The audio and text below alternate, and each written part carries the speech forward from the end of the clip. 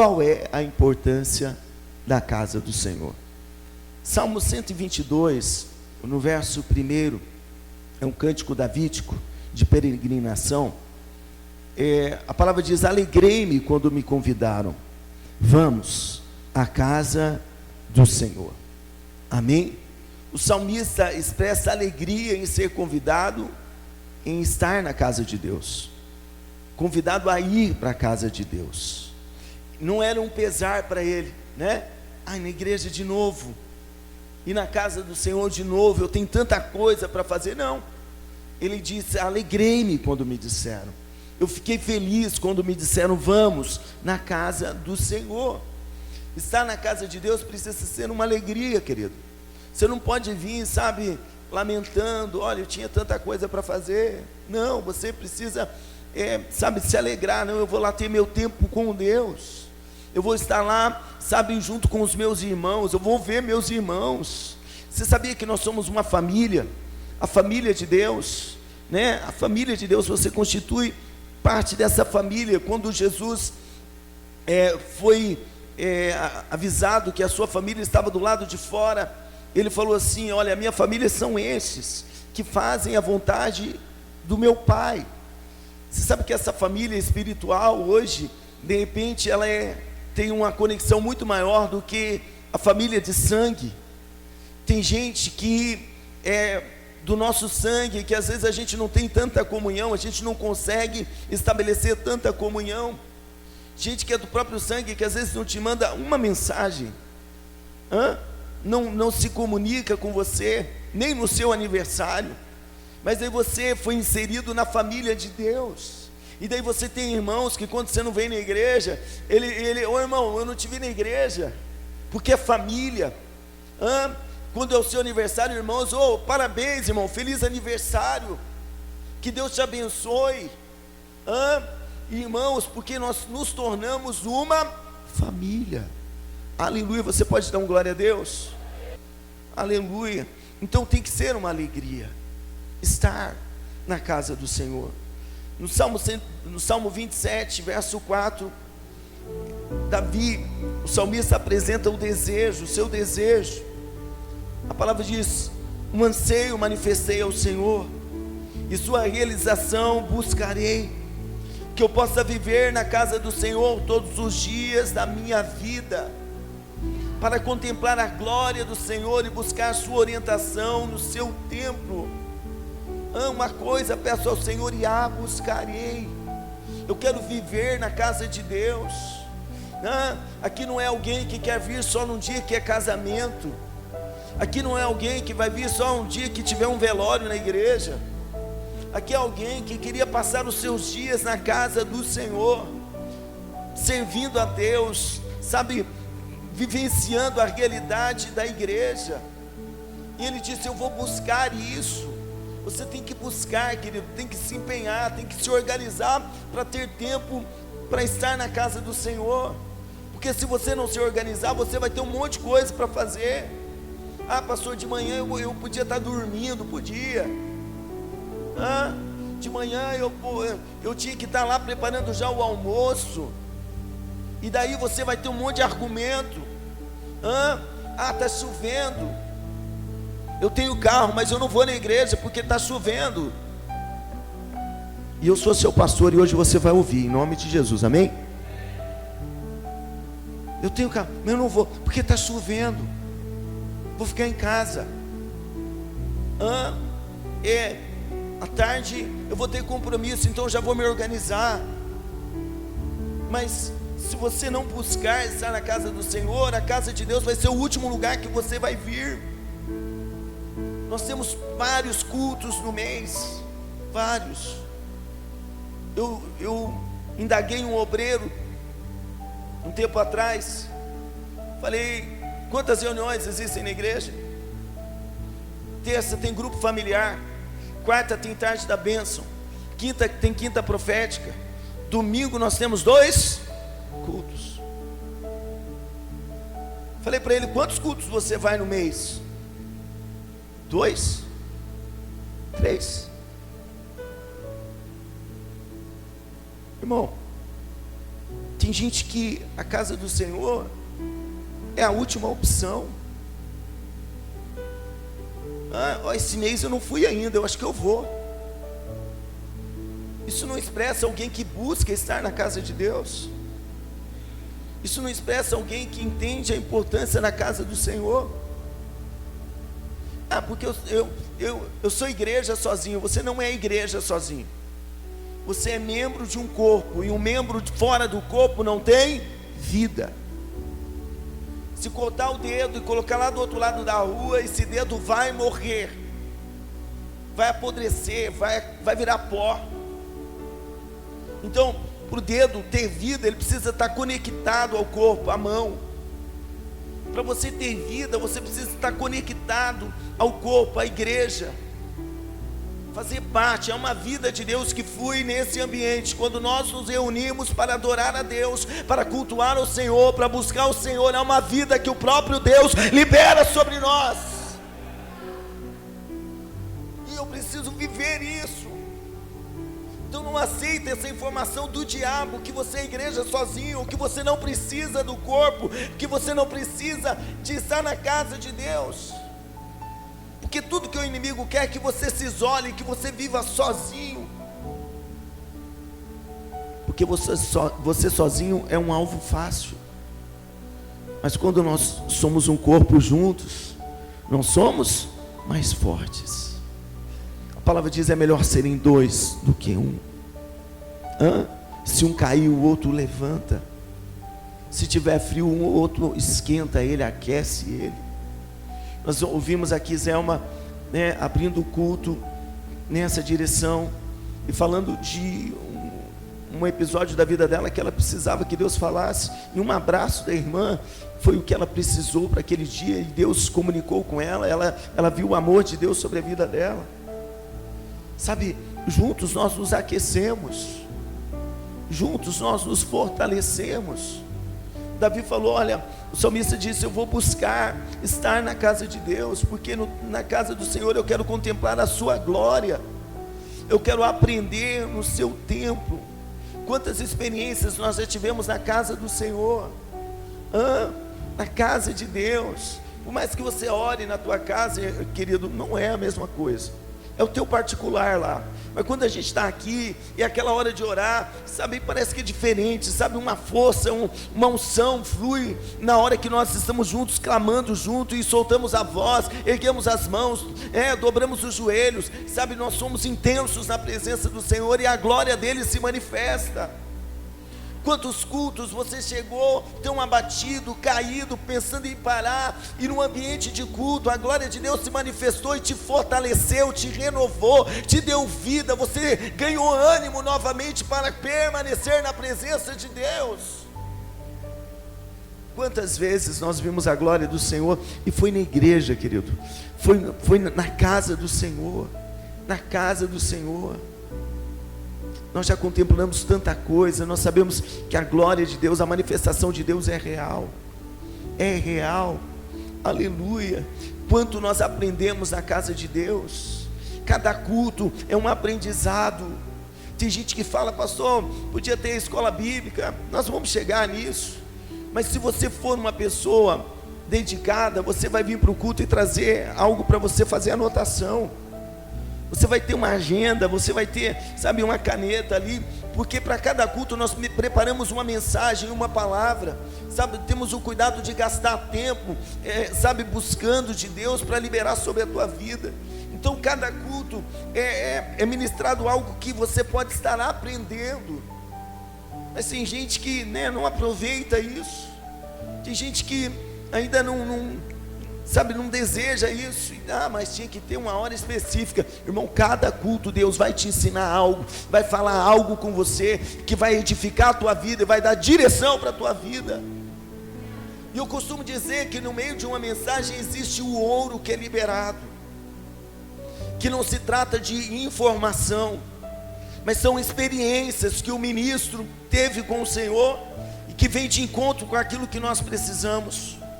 Quando eu ouço ministrações, eu fico de olho nisso. Quando eu ouço o pastor Joseph Prince ministrar, a experiência pessoal dele fala muito comigo, Porque algumas questões que ele compartilha, que ele vivenciou, eu passei anos atrás. E quando eu ouço ele falar, eu falo, uau, não foi só comigo. Uau, o caminho é esse. Uau, Deus quer fazer dessa forma. E aquilo ali me ensina o caminho que eu devo seguir. Na casa de Deus você aprende, amém? Você aprende. Eu sei que esse aprendizado vem às vezes com confronto. Mas o confronto, querido, faz parte para haver uma mudança na sua mente.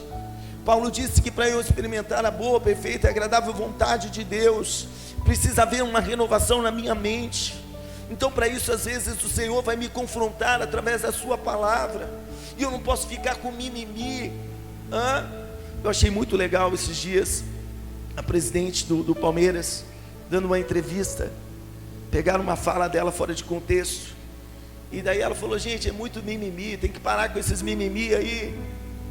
É simples, eu estava parabenizando quem ganhou, está entendendo? E não estava diminuindo o nosso clube. Querido, nós temos que parar de mimimi. Quando Deus te confrontar, entenda que o pai corrige o filho que ama. E se somos amados de Deus, vamos ser corrigidos pelo Senhor. Vamos ser. Eu vou lá, mas eu quero ouvir o que eu quero. Então, eu não sei onde você vai, porque nem na nossa casa a gente escuta o que quer, né? Entra na casa, às vezes sem limpar o pé para você ver, né? A mulher já, você não limpou o pé? Sério mesmo que você não tirou o sapato? Não é? Então, você vem para esse ambiente para aprender, o Senhor falar com você, Deus mostrar algumas realidades. Aleluia.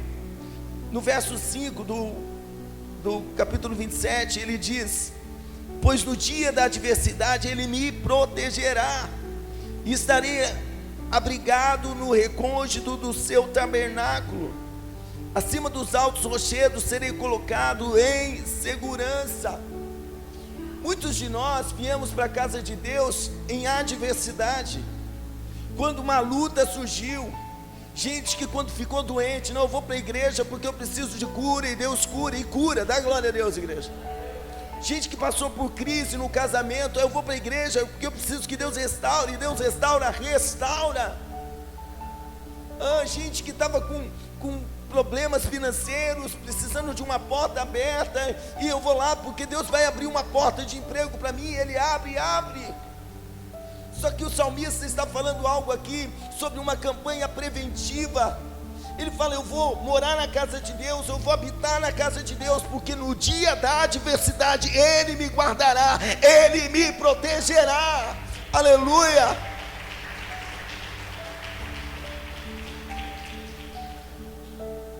Ele se dispôs a viver na casa do Senhor, porque ele sabia que as dificuldades da vida viriam, mas nas dificuldades o Senhor o protegeria.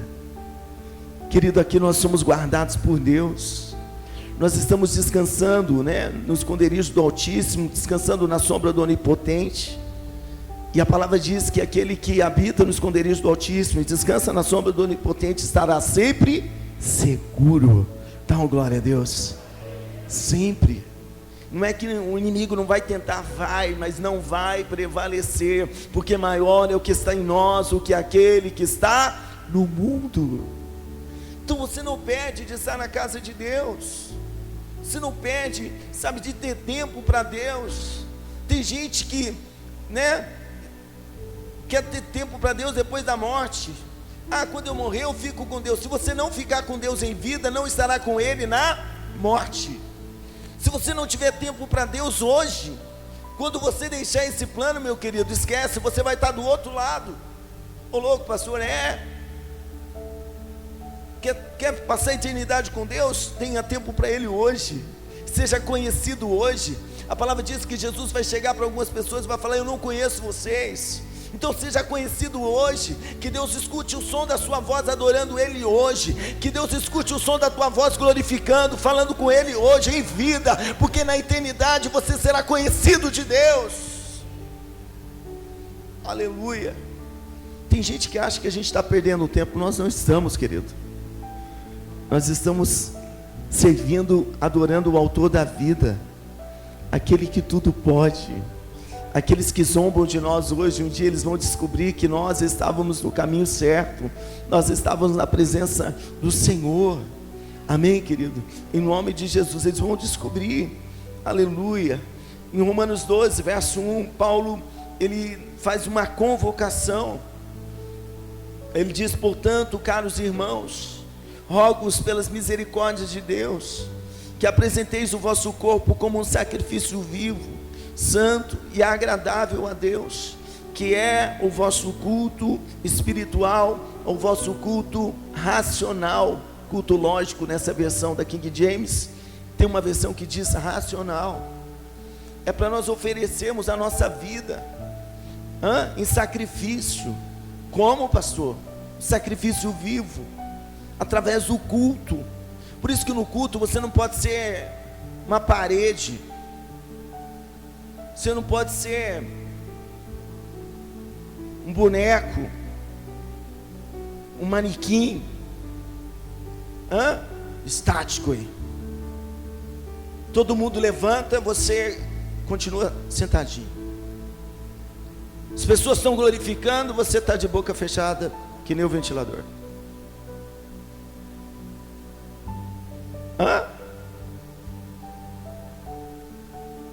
Você está oferecendo o quê? O culto é racional, o culto lógico. Eu preciso ser intencional. Uma oferta viva.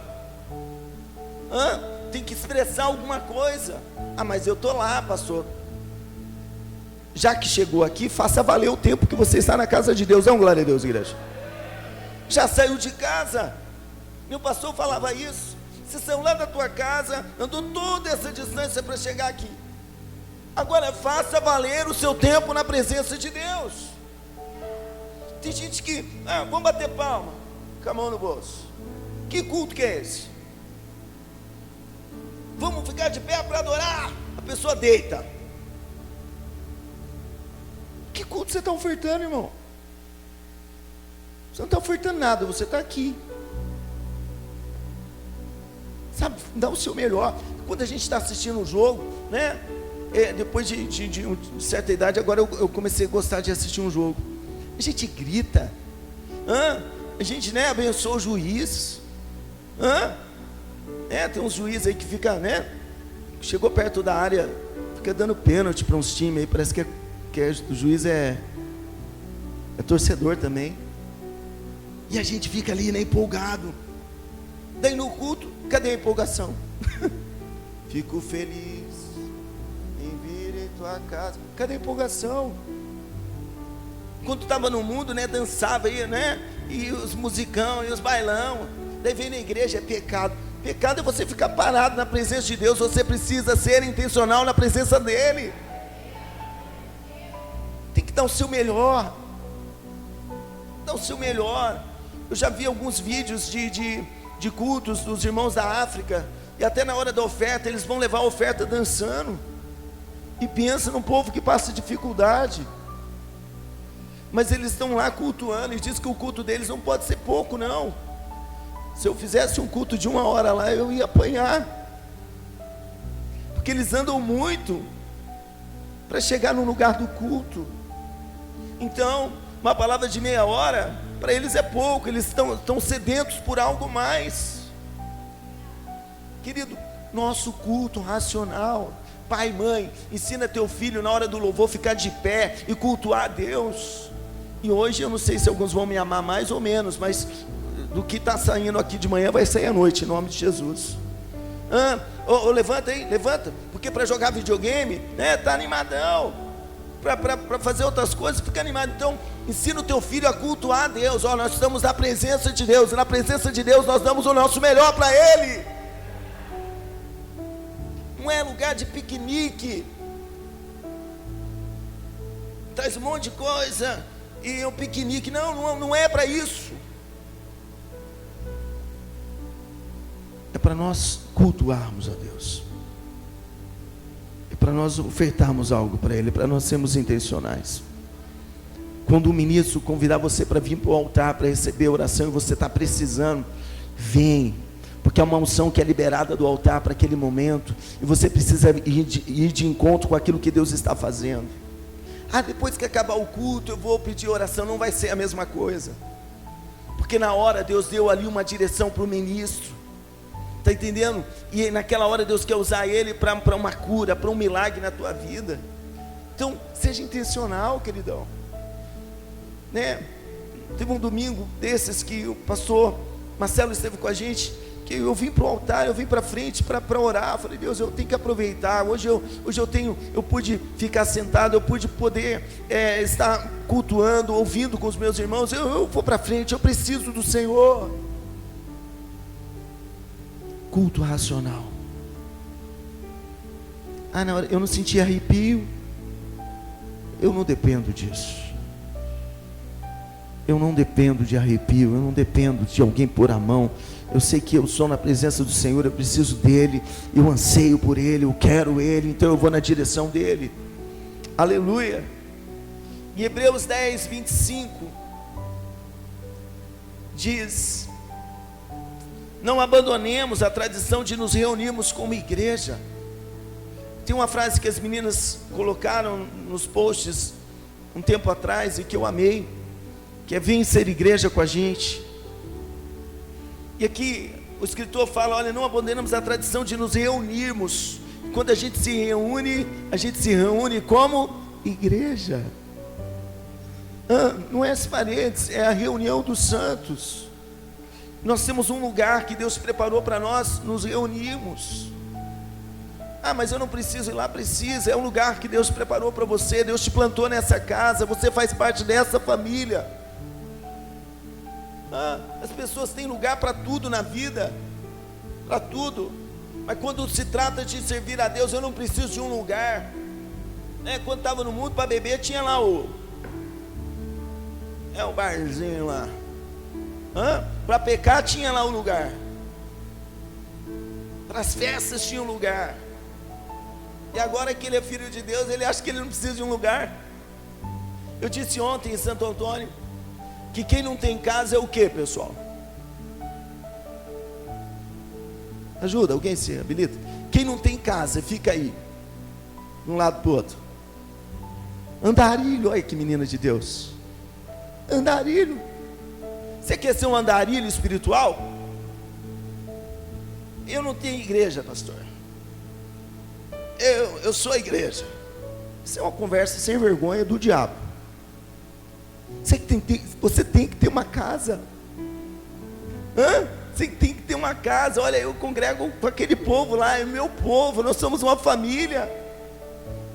Quando eu estou doente, eu tenho um pastor que eu mando mensagem para ele, ele ora por mim, ou ele me visita, ou ele vai no hospital me ver. Quando meu filho nasce, quando eu apresento no altar da minha igreja, lá onde eu congrego, na minha casa. Quando morre alguém da minha família, eu tenho alguém que vai lá, levar uma palavra, nos fortalecer, orar por nós. Agora a Bíblia diz: ai daquele que estiver só.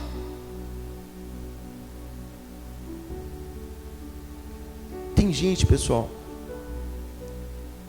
que você não deve nem ficar admirado se eu não for no velório. Não me critique. Tem gente que despreza a igreja. Tem gente que despreza isso daqui. Fala que mas despreza. Nunca tem tempo para estar com os irmãos sendo igreja. E me perdoe. Pastor, morreu o ciclano. Quem? Mas falou que era da igreja. Eu nunca vi ele lá. Me perdoe. Que essa igreja é agora, em vida. Em vida. Não deixemos, abandonemos a tradição de nos reunirmos como igreja, segundo o procedimento de alguns, diz a palavra. Alguns fazem isso, deixam, mas pelo contrário, motivemos-nos uns aos outros, tanto mais quando vês que o dia está se aproximando. Vamos motivar um ao outro, irmão, vamos lá. Vamos buscar o Senhor, vamos ouvir uma palavra, vamos cultuar a Deus. Eu tenho certeza que você sai do culto melhor do que você chegou, porque a palavra de Deus, ela gera bênção, ela cura, ela sara, liberou a sua palavra e os curou, diz a Bíblia. Então motiva as pessoas. Ah, mas tem falha na igreja. A igreja não é perfeita, mas nós somos pessoas que estão em um grande hospital sendo tratado pelo Senhor, amém, pessoal? Sendo tratado por Deus. Agora o mundo também tem falha, e as pessoas não deixam de estar lá no mundo, né? As empresas não são perfeitas, mas as pessoas não deixam de estar, porque precisam do dinheiro. As famílias são perfeitas? São? Nenhuma. E as pessoas não deixam de estar. Se for inteligente, não deixa. Agora eu vou deixar de estar na igreja, porque tem gente que acha que é melhor do que aqueles que são aqui. Não, eu não vou lá porque tem gente lá pior do que eu. Se for para ser assim, eu não vou. É uma cegueira do diabo, porque nós estamos aqui sendo lavados pela palavra de Deus. Lavados. A qualquer momento o Espírito Santo, através da palavra de Deus, vai gerar arrependimento, vai mudar na mente, vai transformar a mente da pessoa, o comportamento dela muda, ela pede perdão para quem tiver que perdão, ela resolve as pendências com quem tiver que ser resolvido, e ela vai para um novo nível. O melhor lugar é a casa de Deus, pessoal. O melhor lugar, servir a Deus. Na casa do Senhor nós vivemos comunhão com Deus, com o Senhor. Na casa de Deus nós vivemos comunhão com os irmãos, e nós temos que ter essa comunhão. E eu sei que às vezes, né, sai fogo, sai, né, umas faíscas, mas a palavra diz que o ferro se afia com o ferro. Quando a gente esbarra, e é aí que Deus trabalha em nós. Daí vem uma palavra e fala: você tem que perdoar. Uau! E Jesus, mas eu estou certo. Mas daí Jesus fala: não, mas perdoa. E daí você cresce, porque mesmo estando certo, você olha e fala: eu te perdoo, eu abençoo a sua vida. E assim você vai amadurecendo, vai se tornando uma pessoa melhor nesse plano. Na comunhão dos irmãos nós somos convidados a amar. E amar não é fácil, querido. Amar é uma decisão. Amém? Diga: amar é uma decisão. Você decide amar e vai amar cheiroso, fedido, do jeito que tiver. Ah, mas ele não fala do jeito que eu quero, mas Deus te convidou a amá-lo. Ah, eu não gosto do perfil dele. Esses negócios de fundo de grota aí não é comigo, mas Deus fala: ame ele. Ame. E daí a gente vai crescendo. Você acha que eu não cresço? Eu não vou crescendo com pessoas, com você. Você vai crescer comigo, com meus acertos e erros. Você vai falar: ele tem que ser o amor de Deus na minha vida mesmo. Não, é o Senhor na minha vida, senão esse pastor estava no bico. Mas é aqui que a gente cresce. Então valorize a casa de Deus.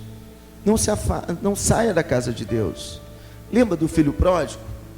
O filho pródigo estava na casa do pai dele, e alguma coisa gerou descontentamento, porque você só sai de um lugar quando você fica descontente, quando há um descontentamento. E mesmo ele tendo tudo, parece que a vida com o pai dele não estava bem, não estava legal. E daí ele falou assim: eu vou pedir para o meu pai a parte da minha herança, e vou viver a minha vida. E ele pede para o pai, e o pai não questiona, entrega a parte da herança, e ele vai. No começo eu acho que estava tudo legal, porque quando você tem dinheiro, você tem um monte de amigo. Mas a palavra diz que veio uma crise naquela terra, ele perdeu tudo que tinha. O irmão dele disse que ele gastou com meretrizes, levantou acusações, não se sabe se é verdade. Mas o ponto é que ele perdeu tudo. E quando ele estava trabalhando, cuidando dos porcos, caiu a ficha dele. Olha, na casa do meu pai, qualquer trabalhador está melhor do que eu. Tem fartura de pão. e eu aqui pereço, eu estou aqui a ponto de comer as bolotas dos porcos. Então ele fala: eu vou voltar para a casa do meu pai, e eu vou falar: pai, eu pequei contra o céu e contra ti, eu não sou digno de ser chamado filho, faz de mim pelo menos um dos seus trabalhadores, para que eu possa estar na sua casa. Queridos, às vezes o inimigo quer te convencer que não vale a pena fazer parte da casa de Deus, mas é mentira. Eu não conheço uma pessoa que saiu da presença de Deus e está melhor do que estava. Eu vou sair em procura da igreja perfeita. Não tem. E se tiver, você vai estragar ela, viu? Fala para o teu irmão, fala para ele: não tem igreja perfeita. Fala para ele: se tiver, você vai estragar ela. Não tem. Só que o melhor lugar ainda é a casa do Pai. Eu sou tão feliz de estar na casa do Senhor. Quando a gente vai orar aqui com o Ministério de Louvor, eu falo: Deus, obrigado por poder fazer parte da tua obra. Obrigado por poder estar no altar. Obrigado por poder fazer parte dessa igreja. Obrigado, para mim é um privilégio estar na casa do Senhor. Aleluia. Então valorize a casa do Pai. Valorize hoje, sabe, a comunhão com os irmãos. Valorize hoje, sabe, você ter essa casa tão agradável, e vai estar cada vez mais agradável no nome de Jesus, para você cultuar ao Senhor. Glorifique a Deus, fala: Deus, eu sou muito privilegiado. Tem pastores que vêm aqui de fora e falam: Cássio, o que Deus tem liberado na vida de vocês, tem cidade grande que não está vivendo, tem igrejas em lugares grandes que não estão desfrutando, e Deus tem abençoado a vida de vocês. Aleluia.